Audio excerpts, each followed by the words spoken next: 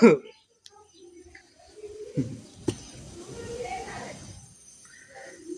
मेरो सागभाजी चाहिँ गोर हुँदैछ। सागभाजी चाहिँ गोर लाग्छ, हेर्नुस्।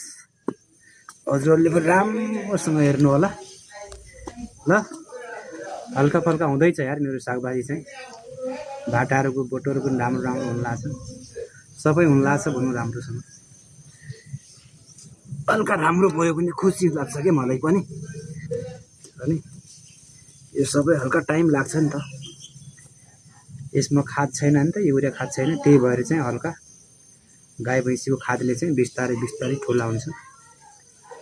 मेहनतको फल चाहिँ राम्रै हुन्छ जस्तो लाग्छ मलाई है।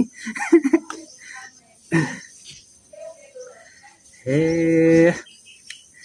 वनको काफल वनकै चरीलाई, तिम्रो माया 2 दिनको भयो नि, मेरो माया जुनीभरिलाई। गीत पनि आउँछ यार फेरि, गीत पनि आउँछ, सबै आउँछ।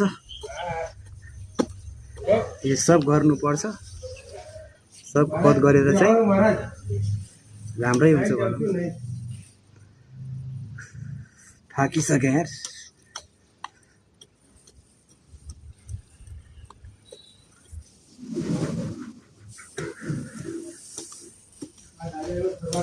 के गर्नु नि हजुर, गोरमेल गर्नुपर्छ दिनभरि। यो माटो चाहिँ फुटाल्नुपर्छ, ढुङ्गा लाग्छ नि फेरि यसमा। यस्तै काम घरमा गर्नुपर्छ हजुर। देख्नुभयो हजुरहरूले, कहाँको दुबई, कहाँको मलेसिया, कहाँको कतार।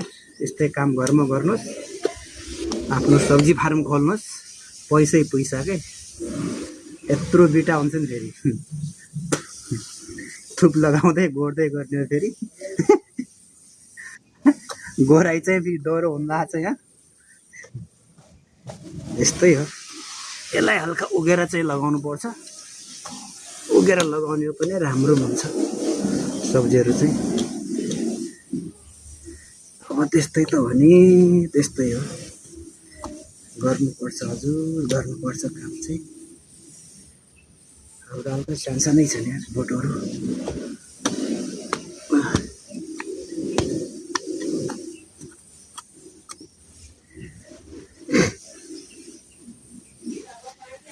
देख्नुभयो हजुरहरूले मेरो मेहनत चाहिँ। मेहनतको फल चाहिँ मिठै हुन्छ जस्तो लाग्छ मलाई है। त्यति खासै खर्चै छैन, राम्रो राम्रो